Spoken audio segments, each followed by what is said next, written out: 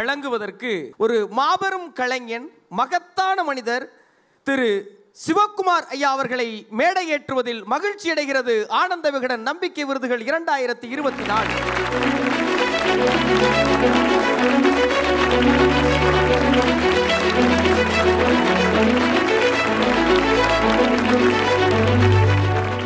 இவரோடு இணைந்து இந்த விருதை வழங்க கதையையும் கதாபாத்திரங்களையும் திரையில் அழகாக காட்டக்கூடிய ஒளிப்பதிவாளர் திரு PC ஸ்ரீராம் அவர்களை அன்போடு மேடைக்கு அழைக்கிறோம்.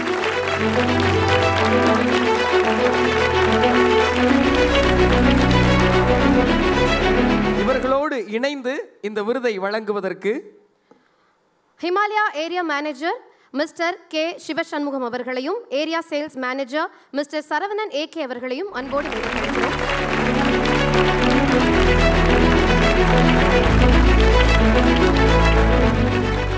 இந்த விருதை பெறப்போகும் விருதாளர் யார்? ஏவில பார்த்துடலாம்.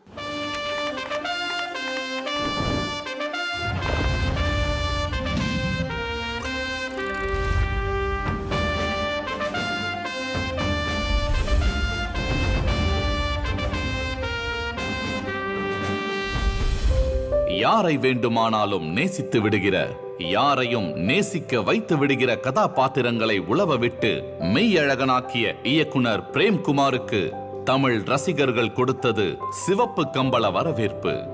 ஒளிப்பதிவாளராக பசங்க, சுந்தரபாண்டியன் என தொடங்கியவருக்கு காதல் பெருவெளியில் 96 தந்தது பெரும் திருப்பு முனை. கத்தியும் ரத்தமும் உடலை சல்லடையாக துளைக்கும் குண்டுகளும் தவிர்த்து தமிழ் சினிமா பார்முலாவை தலைகீழாக்கிய அபார திரைக்கதைகளை அடுத்தடுத்து அடுக்கியதில் இவர் நிகழ்த்தியது ஒரு புது பாய்ச்சல்.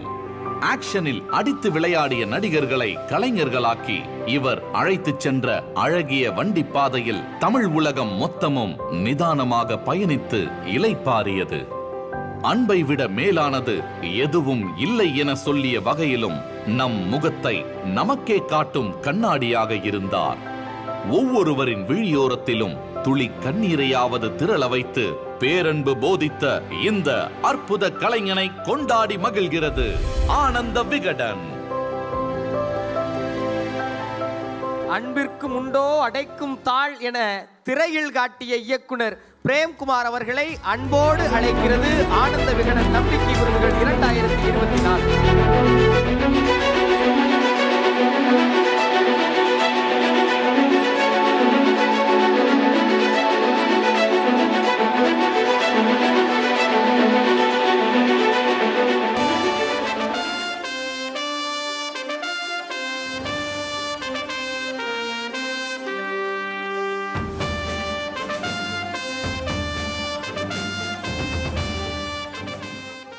இந்த இனிமையான தருணத்துல இந்த விருதோடு சேர்த்து மூவருக்கும் ஹிமாலயாஸ் வழங்கும் ஒரு அன்பு பரிசும் வழங்கப்படுகிறது. விகடன் ஆசிரியர் குழுவுக்கும் விகடன் வாசகர்களுக்கும் விருது பெற்ற என் மகன் பிரேம்குமாருக்கும் இந்த விருது கொடுக்க வருகை வந்திருக்கின்ற உலக மகா ஒளிப்பதிவாளர் PC ஸ்ரீராம் அவர்களுக்கும் முதல்ல வணக்கத்தை தெரிவித்துக் கொள்கின்றேன். சொந்த ஊரிலிருந்து வெளி ஊருக்கோ வெளி மாநிலங்களுக்கோ வேலை விஷயமாவோ படிப்பு விஷயமாவோ போய் 10-15 வருஷம் கழித்து நம்ம திரும்ப சொந்த ஊருக்கே வரும்போது ஒரு ஏற்பட ஒரு நெகிழ்ச்சி இருக்குது பாருங்கள். 10 வருஷம் 15 வருஷம் கழித்து நம்ம சொந்த ஊருக்கு போனீங்கன்னா அப்போ ஏற்பட நிகழ்ச்சியை சொல்லவே முடியாது. அதுதான் அந்த படம். இன்றைக்கி உலகளாவிய மக்கள் வந்து அந்த படத்தை கொண்டாட காரணம் அது படமே அல்ல, அது நம்ம வாழ்க்கை. இப்போ நீங்கள்லாம் ஒரு சின்ன பிள்ளைங்க எல்லாம் 40 வயசு கீழே இருப்பீங்க. இன்னும் 10 வருஷம் ஆனதுக்கப்புறம் உங்கள் சொந்த ஊர் போய் பாருங்கள், அப்போ தான் தெரியும். நான் வந்து என் கிராமத்தை விட்டு சென்னைக்கு வந்து 67 வருஷம் ஆகுது. நான் சின்ன பையன் நினச்சிக்காதீங்க, ஓகே. 67 வருஷத்துக்கு முன்னாடி கிராமத்துலேருந்து வந்தவன். அதுக்கப்புறம் ஒரு காலகட்டத்தில் ஹீரோ ஆனவுடனே அந்த ஊருக்கு போனேன். எங்கள் ஊர்லேருந்து 1 கிலோமீட்டர் தூரத்தில் ஜிடி நாயுடு பிறந்த ஊர் கலங்கல்னு பேர். அந்த ஊர் தான் நான் 1ஆம் கிளாஸ் 2ஆம் கிளாஸ் படித்தேன். அந்த ஊருக்கு நான் போனோடனே நடிகர் வந்துட்டான்னு சொல்லி கண்ணை மூடி முடிக்கிறதுக்குள்ளே கொடுத்து 50-100 பேர் கிராமத்துலேருந்து ஓடி வந்து என்னை சுற்றிட்டாங்க. இந்த கோர்ட்லேருந்து ஒரே உட்கார டே பழனிசாமி அப்படின்னுது. எனக்கு தான் தெரியும் பழனிசாமின்னா எல்லோரும் யாரை கூப்பிட்றான்னு திரும்பி பார்க்குறாங்க. நான் வாடா வாடா அப்படின்னேன். நேராக வந்தான். என்னடா பழனிசாமி எனக்கு ஞாபகம் இருக்கா அப்படின்னா எல்லாரும் அடிக்க போயிட்டாங்க. யோ நிறுத்துங்கய்யா, அவன் என் கூட படித்தவன் அப்படின்னு. எப்போ படித்தார்? 1946 நாடு சுதந்திரம் அடைறதுக்கு முன்னாடி. ஞாபகம் வச்சுக்கணும். கலங்களில் ஒரு பள்ளிக்கூடம்லாம் கிடையாது. கிராமத்துக்கு நடுவில் மொட்டை மண்டபம் ஒன்று இருக்கேன். மண்டபத்தில் இப்போ இவ்வளோ நைஸெலாம் தரை இருக்காது, மேடு பள்ளமாக இருக்கும். ஸ்கூலுக்கு போகிற பசங்க 4 வயசு 5 6 வயசு பசங்க ரோட்டில் போகும்போது மாடு சாணம் போட்டிருக்கோம். சாணத்தெல்லாம் கூடையில் போட்டு நாங்களே எடுத்துகிட்டு போவோம். எடுத்து போய் சாணத்துக்குள்ளே ஒரு சட்டியில் போட்டு அந்த சாணத்தை மிக்ஸ் பண்ணி அந்த தரையில் மொழிகி விடுவோம். இது மாதிரி சைனிங்கெல்லாம் வராது. அந்த தூசு போடுறதுக்காக அதை மொழிகி விட்டு அது காஞ்சதுக்கப்புறம் அதில் தான் உட்காந்து நாங்கள் படித்தோம். நீங்கள்லாம் வாழிய செந்தமிழ் வாழ்கிற தமிழ் தான் படிச்சிருப்பீங்க. நாங்கள் படித்தது தெரியுமா? வாழ்க வாழ்கவே நமது மன்னர் வாழ்கவே, 5ஆம் ஜார்ஜ் மன்னர் வாழ்கவே. இதை படித்தவங்க யார் இருக்கிறீங்க? யாருமே இல்லை நினைக்கிறேன். ஐயா நீங்கள் எப்படி? சத்தியமாக இப்படி மேசம் மட்டும் பெருசாக வச்சுருக்கிறார், சத்தியமாக படிச்சிக்க மாட்டார். வாழ்க வாழ்கவே நமது மன்னர் வாழ்கவே, 5ஆம் ஜார்ஜ் மன்னர் வாழ்கவேன்னு அந்த புத்தகத்தை திறந்தீங்கன்னா லெஃப்ட் சைடில் 5ஆம் ஜார்ஜ் மன்னர் கத்தியோடு இருக்கிற மாதிரி படம் போட்டிருப்பாங்க. அதை தான் நாங்கள் படிக்க ஆரம்பித்தோம். திடீர்னு ஒரு நாள் வாங்கடான்னு கூட்டி போனால் ஒரு கொடி ஏற்றுனாங்க. கொடியேற்றி முடிஞ்ச உடனே ஆரஞ்சு மிட்டாய் மஞ்சள் கலரில், பிங்க் கலரில், பச்சை கலரில் ஆரஞ்சு மிட்டாய் கொடுத்தாங்க. என்னையா விசேஷம் கேட்டால் நாடு சுதந்திரம் அடைஞ்சிச்சின்னு சொன்னாங்க. கற்பனை பண்ணி பாருங்கள். நாடு சுதந்திரம் அடைஞ்சதை ஒரு 3-4 வயசில் நாங்கள் போய் கொண்டாடும்போது கொடியேற்றினாங்க. முடிஞ்சோன்னா சங்கம் அதுக்குள்ள ஒரு படம் வச்சுருந்தது. மகாத்மா காந்தி போர்வை போத்தின காந்தி படம். நிறைய பேர் இறையம் உட்காந்துருக்காரு. மகாத்மா காந்தி படம், போர்வை போத்தின காந்தி படம் ஒன்று இருக்கும். அந்த படம் நேரு இந்த வேஸ்ட் கோட் போட்டு வெள்ளை திருப்பி போட்டால் நேரு படம் கைத்திட்டு நிற்பார். அந்த படம் சுபாஷ் சந்திர போஸ் கத்தியோட மிலிட்ரி யூனிஃபார்ம் இருக்குது. இந்த படம் தான் வாழ்க்கையில் முதல்ல பார்த்த அரசியல் தலைவர் படங்கள். இந்த படமெல்லாம் பார்த்தப்போ எங்கள் கூட படித்தவன் இவன் பேரும் பழனிசாமி, என் பேர் பழனிசாமி. நான் சின்ன பையன் ஏமாற்றிட்டு இருக்கிறேன் டைகி அடிச்சுட்டு. அவன் அப்படி இல்லை, அவன் ஒரிஜினல் முகத்தோடு இருந்தான். பார்த்த உடனே என்னை விட அழகாக இருப்பான் பையன். ஏன்டாட்டே என் வீட்டுக்கிட்ட வருவியாடா அப்படின்னா, வாடா போனான்னு போனேன். 2வது தெருவில் வீடு இருந்துச்சு. வீட்டுக்கு போனால் உட்காந்துக்கு நாக்காளி சேர் வசதியெல்லாம் கிடையாது. தலையை சாமணம் போட்டு உட்காந்தேன். நீ திடீர்னு வந்துட்டு உனக்கு என்னடா கொடுக்குன்னு தெரியல, என்னக்கு தான் கொடுறா அப்படின்னா, படை சோறு தண்ணி ஒரு டம்ளர் ஊற்றி கொஞ்சம் உப்பு போட்டு கொடுத்தான். அதை குடிச்சிட்டு வந்தேன். இந்த மாதிரி சந்தோஷத்தை எல்லாம் கொடுத்தது இந்த மெய்யழகன் படம். இந்த இந்த அற்புதமான படமே இல்லை, கண்ணாடி. இந்த படத்தை கொடுத்த என் மகனுக்கும் இந்த விருது கொடுத்த விகடனுக்கும் மனப்பூர்வமாக நன்றியை தெரிவித்து விடைபெறுந்தேன். நன்றி, வணக்கம். எனக்கு சொந்த ஊர்னு ஒன்றும் கிடையாது. சென்னை தான் நான் சொந்த ஊர், பிறந்த ஊர் எல்லாமே. ஆனால் நான் ஹாஸ்பிட்டலில் பிறக்கலை, எங்கள் பெரியம்மா வீட்டில் தான் நான் பிறந்தேன். அதுதான் ரொம்ப அழகான விஷயம் என்னை பொறுத்த வரைக்கும். அப்போ ஹாஸ்பிட்டல்லாம் கிடையாது. எங்கள் பெரியம்மா வீட்டில் நான் பிறந்தது நான் மிகப்பெரிய பெருமையாக நினைக்கிறேன். காரணம், எங்கள் அம்மா கோயம்புத்தூர் சேர்ந்தவங்க, எங்கள் அப்பா பாதி மலையாளி. எங்கள் அம்மா ஊர் வேறு மாதிரி ஊர். அன்பு அன்பு அன்பு. கோயம்புத்தூர்காரங்களை பற்றி தெரியும் உங்களுக்கு, அன்பு மட்டும்தான் அவங்களுக்கு தெரியும். ரொம்ப ஆச்சரியமாக இருக்கும், அன்பு மட்டுமா தெரிஞ்சவங்க. ஆனால் எங்கள் அப்பாவுக்கு அந்த இது கொடுப்பினை கிடையாது. காரணம், எங்கள் அப்பாவோட அப்பா கேரளாவிலேருந்து வந்தவர். எங்கள் அப்பாவுக்கு மலையாளம் தெரியாது, தமிழ் தான் தெரியும். எங்கள் அப்பா ஒரு ஹார்டிகல்ச்சரிஸ்ட். செடி விஷயங்கள் மட்டும்தான் அவருக்கு தெரியும். அவர் காதலிக்கிற ஒரே விஷயம் செடியும் செடியும் செடியும் செடியும் மட்டுமே. காத்தாலேருந்து எனக்கு போனால் சாயந்தரம் வரைக்கும் செடியை மட்டும்தான் பார்ப்பார். செடியில் இருக்க நுணுக்கங்கள்லாம் அவ்வளோ அழகாக சொல்லுவார். அப்போ புரியாது எனக்கு. ஆனால் எங்கள் அப்பா மேலே மிகப்பெரிய மரியாதை உண்டு எனக்கு. காரணம், என்னை திட்டுவார், எப்படா நீங்கள் மற்ற மாதிரி படிக்க போகிறேன்னு. ஆனால் அது தந்தையாக கேட்க வேண்டிய கடமை அவருக்கு இருந்தது. நான் வந்துடுவேன்ப்பா, கவலைப்படாதீங்க அப்படின்னு. அது சொல்லும்போது எனக்கு தெரியாது அந்த ஆழம். இருக்க நமக்கெல்லாம் ஒரு தாயின் பலம் யாருக்குமே கிடையாது. எனக்கு அந்த பலம் இருந்தது. என் தாயினால் தான் இன்று நான் இருக்கிறேன் எப்போது. ஆனால் அதே எங்கள் தந்தை ஒரு காலத்தில் நான் அங்கீகாரம் பெற்றபோது என்னை வரவேற்ற விதம் இருக்கிறது, அதுதான் உண்மையான வரவேற்பு. காரணம் என்னவென்றால், அவருக்கு உள்ள ஒரு பயம் இருக்குல்ல, பையன் ஒன்றுமே படிக்க மாட்டேன்றான், வருஷம் ஃபெயில் ஆகிறானே எப்படி. எத்தனை வருஷம்தான் ஃபெயில் ஆவான்ற அந்த பயம் இருக்குல்ல, அந்த பயத்தை தாண்டி ஒரு காலகட்டத்தில் படம் பண்ண அப்புறம் அவங்களுக்கு புரியாது. எங்கள் அம்மாவோட பலம் அவங்களுக்கு புரியாது. ஆனால் எங்கள் அம்மாவோட தாயின் பலம் வேறு அது. ஆனால் எங்கள் அப்பாவின் பலம் வந்துட்டான்ப்பா அப்பா அப்படின்னு சொல்லும்போது தான் நான் வந்தடைந்த பயனை நான் பெற்றேன். அதுதான் உண்மை. அதுக்கப்புறம் எங்கள் அப்பா என்னை பற்றி கவலையே படல. அம்மாவுக்கு என்ன வேணால் ஒரு இது இருக்கலாம், பாசம் என்ன வேணால் இருக்கலாம். அம்மாவுக்கு ஒரு பயங்கரமான அது என்னன்னு தெரியல. எங்கள் அம்மா வெற்றி மீது வெற்றி உன்னை சேரும் மாதிரியே பேசுவாங்க. அது ஏன்னு எனக்கு தெரியல. எங்கள் அப்பா வெற்றி எங்கே வரும் இவனுக்குன்னு வருது. காரணம் இருக்குது அதுக்கு. ஏன்னா நான் ஸ்கூலுக்கு போனதே கிடையாது. ஸ்கூலுக்கு போனால் கூட எதிரிக்கு வச்சு ஓடி வந்துடுவேன். காரணம் எனக்கும் ஸ்கூலுக்கும் வெகு தூரம். ஆனால் அதே திரைப்படக் கல்லூரிக்கு சேர்ந்தவுடன் எனக்கும் திரைப்படக் கல்லூரிக்கும் ஏற்பட்ட அந்த பந்தம் இருக்கிறது. அதுதான் என்னை முழுமையாக மாற்றியது.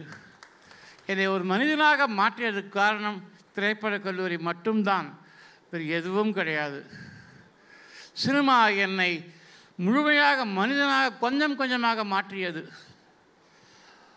நேற்று வரைக்கும் ஒன்றுமே தெரியாத பையன் இப்போ பேசுகிறானே அப்படின்னு அந்த நினைப்பு வந்துடுச்சு எல்லாருக்கும். காரணம் பிடிச்சதை நம்ம பண்ணும்போது தான் ஆரோக்கியமான விஷயம் வந்திருக்கு.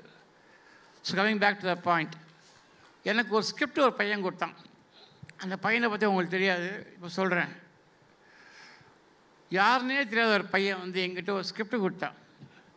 ஸ்கிரிப்ட் கொடுத்த உடனே படிக்கும்போது யாரா அந்த பையன் இப்படிலாம் எழுதுகிறானே, என்னை அப்படியே ஆடிட்டேன் அந்த ஸ்கிரிப்டை படிச்சுட்டு. ஏன்னா உணர்வுகள் உணர்ச்சிகள் மட்டுமே வேறு விதமாக சொல்லப்பட்டும் ஒரு காலகட்டத்திலே நண்பர்கள் மூலமாக பரிமாறிக்கொள்ளும் அந்த உணர்வு உணர்ச்சி ரொம்ப அழகாக இருந்தது. என்னை நான் மெய்மறந்தேன். ஹாப்பி மேன் வச்சுருக்கலாம் பேர், ஏன் மெய்மழகன்? பிகாஸ் அங்கே இருக்க டைட்டில் இருக்கிறதா ஸ்டைல், அது வேறு விஷயம். மெய்யழகன், அந்த மெய்யழக படத்தில் ஒவ்வொரு காட்சியிலும் தெரிஞ்சது பிரேம் ரியலாகவே உண்மையான ஒரு மெய்யழகன் தான். எல்லா விஷயத்திலுமே அவன் ஒரு மெய்யழகன் தான். நான் அவருக்கோசம் சொல்ல வேண்டிய அவசியமே கிடையாது. உண்மையான மெய்யழகன் பிரேம் தான். அந்த படம் பார்க்கும்போது எவ்வளோ விஷயம், நான் நிறைய விஷயம் மிஸ் பண்ணியிருக்கேன். நான் எந்த ஊருக்கு நான் போனதில்லை, லொக்கேஷன் பார்க்க போக அவ்வளோதான் எனக்கு தெரியும். பிரேம், நீங்கள் வாழ்க வாழ்க வளமுடன். இப்படி ஒரு ஆசீர்வாதம் உங்ககிட்ட இருந்து கிடைக்கும்னு சத்தியமாக நாங்கள் யாருமே எதிர்பார்க்கல சார். பிரேமண்ணே, 2 ஆண்களுக்கு இடையில் இருக்கிற இனம் புரியாத பிரியத்தை படமாக்கியது இவ்வளவு பெரிய ஜாம்பவான்களிடமிருந்து உச்சி முகர உங்களுக்கு ஒரு முத்தம் பெற்று கொடுத்திருக்கிறது. ஒரு தாடி நரைத்த குழந்தை குலைவது போல உங்களை நான் பார்த்து ரசிச்சுட்டு இருக்கேன். வளரும் கலைஞன் வச்சுக்கோங்க. விகடன் விருது துவக்கம்தான், அடுத்த தேசிய விருது. இந்திய சினிமாவோட 2 மாபெரும் ஆளுமைகள் உங்களை இவ்வளோ பாராட்டுறதை பார்க்கும்போது ஒரு தாய் ஆற தழுவி குழந்தைக்கு முத்தமிடுற மாதிரி எங்களுக்கே நெகிழ்ச்சியாக இருக்குது. நீங்கள் இந்த ஒரு காம்ப்ளிமெண்ட்ஸையும் வாங்கியிருக்கீங்க, தமிழ் சினிமாவின் அடுத்த நம்பிக்கைங்கிற விருதையும் கையில் வச்சுருக்கீங்க. இந்த நெகிழ்ச்சியான தருணம் எப்படி இருக்குது சார் உங்களுக்கு? எல்லாருக்கும் வணக்கம். என்னை முதல்ல பேச சொல்லியிருந்தீங்கன்னா பேச முடிஞ்சிருக்காது, கொஞ்சம் தொண்டை அடைச்சிருச்சு எனக்கு 2 பேரையும் மேடையில் பார்த்தோன்னே. முதல்ல விகடனுக்கு நன்றி, இந்த விருதுக்கும் இந்த வாய்ப்புக்கும். 2 பேரை பற்றி ஒரு விஷயம் சொல்லிவிட்டு நான் அடுத்ததுக்கு போகணுன்னு நினைக்கிறேன். என்னோட ஃபிட்னஸ் எக்ஸ்பர்ட் சிவகுமார் சார் தான். சின்ன வயசுலேருந்து அது ஃபிசிக்கல் ஃபிட்னஸ் மட்டும் கிடையாது, மென்டல் ஃபிட்னஸும் அது அவங்கள்ட்டேருந்து தான் நான் கற்றுக்கிட்டேன். அதனால் அவங்க மேடையில் சொல்கிற விஷயத்தெல்லாம் நான் ரொம்ப சீரியஸாக எடுத்துப்பேன். சார்ட்டையும் சொல்லியிருக்கேன். நான் சந்திக்கிறதுக்கு வாய்ப்பு ரொம்ப லேட்டாக தான் கிடச்சிது. அவங்க 96 படம் பார்த்துட்டு ஒரு தடவை ஃபோன் பண்ணி பேசினாங்க. அப்போ தான் முதல் உரையாடல். அன்னையிலேருந்து இன்னைக்கு வரைக்கும் எனக்கு அந்த அனுபவத்தை சொல்ல முடியல, வார்த்தையால் சொல்ல முடியல. அப்படி ஒரு என் வாழ்க்கையில் ஒரு முக்கியமான உறவுன்னு சொல்லலாம் அவர். அண்ட் 2Dயில் மெய்யழகன் பண்ணது, கார்த்தி சாரோட பண்ணது, சூர்யா அண்ணன் ப்ரொடியூஸ் பண்ணது, அண்டு சார் கூடவே இருந்தாங்க. அதெல்லாம் இன்றைக்கி நினச்சி பார்க்கும்போது ஒரு ஸ்வீட் மெமரி மாதிரி இருக்குது எனக்கு. பிசி சார் பற்றி சொல்லணுன்னா, அவங்க படித்த அதே ஃபில்ம் இன்ஸ்டியூட்டில் தான் நான் படித்தேன். ஸோ அவங்களோட ஜூனியர். நான் படித்து முடிச்சுட்டு எல்லாருக்குமே ஆசை இருக்கும் பிசி சார்ட்ட எப்படியாவது ஜாயின் பண்ணிடணுன்னு. எனக்கு ஆசை மட்டும் இல்லை, பெரிய ஒரு பயமும் இருந்தது. நம்மளால் போய் அவர்கிட்ட அசிஸ்டண்ட்டாக ஒர்க் பண்ண முடியுமா, அந்தளவுக்கு தகுதி இருக்கான்னு. அந்த பயம் போவே இல்லை கடைசி வரைக்கும். ஆனால் படிக்கும்போது ஒரு ஒர்க் ஷாப்புக்கு வந்தாங்க. அவங்க சொல்லி கொடுத்தது ஒவ்வொன்றும் எனக்கு ஞாபகம் இருக்குது. அது அந்த ஒரு வாரம் மறக்கவே முடியாது. ஆனால் எனக்கு தெரியாது, என்றைக்கோ ஒரு நாள் நான் ஒரு ரைட்டர் டைரக்டராக மாதிரி ஒரு ஸ்கிரிப்டை தூக்கிட்டு சார் வீட்டில் முன்னாடி போய் நிற்பேன்னு எனக்கு தெரியாது. கொடுத்துட்டு நான் என்னோடய ஆஃபீஸ் வர்றதுக்கு கரெக்டாக 45 நிமிஷம் ஆச்சு. ஒரு 140 பக்கம் உள்ள ஒரு ஸ்கிரிப்ட் அது. நான் ஆஃபீஸ் வந்து ரூமை திறந்து உட்காரும் போது படித்து முடிச்சுட்டு கால் வந்துருச்சு. யாராலையும் அப்படி படிக்க முடியுமான்னு எனக்கு தெரியல. நான் வந்து ஒரு 2-3 நாள் டைம் வச்சுருந்தேன், சாருக்கு வேறு வேலைகள் இருக்கும், பொறுமையாக தான் படிப்பாங்க அப்படின்னு. அந்த டிசிப்ளினை தான் முதல்ல நம்ம கற்றுக்கணும்னு நினைக்கிறேன். ஒருத்தங்க நம்மள்ட்ட ஒரு ஸ்கிரிப்டை கொடுத்தாங்க, படித்து முடிச்சுட்டு தான் அடுத்த வேலை அப்படிங்கிறது எனக்கு அது என்னால் இன்றைக்கும் நம்ப முடியல எப்படி எப்படி படித்தாங்கன்னு. நான் ஒரு மாதிரி அரை நம்பிக்கையில் கேட்டேன், சார் ஃபுல்லாக படிச்சிட்டிங்களா, படிச்சுட்டு கூட சொல்லுங்கள் பேசலாம் அப்படின்னு. ஃபுல்லாக படிச்சிட்டேன், நான் எல்லா சீனையும் சொல்லவா அப்படின்னாங்க. ஆக்சுவலாக இன்றைக்கி இந்த அவார்டுக்கு வந்து எங்கள் அம்மா அப்பா வர்றதா பிளான். ஏன்னா அவங்க ஊரில் இருக்கிறாங்க, தஞ்சாவூரில் இருக்காங்க. நிறைய அவார்டு ஒன்று எடுத்து ஒன்று போயிட்டே இருக்குது, எதுக்கும் வர முடியல, இதுக்கு வரணும் விகடன் அப்படிங்கிறதுனால வரணும்னு ஆசைப்பட்டாங்க. பட் கடைசி நிமிஷத்தில் வர முடியல. எனக்கு அதுக்கு பதிலாக இவங்க 2 பேர் வந்தது எனக்கு.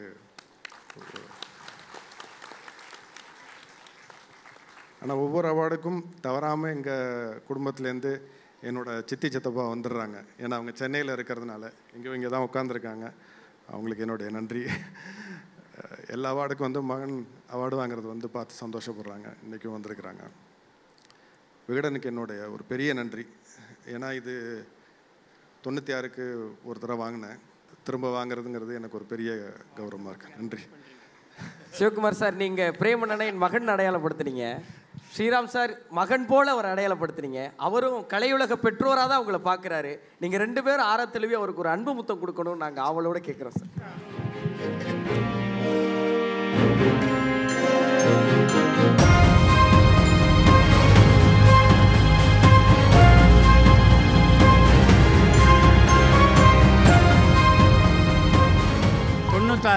படம் பண்ண அப்புறம் அடுத்த படம் நான் தான் பண்ண போகிறேன்.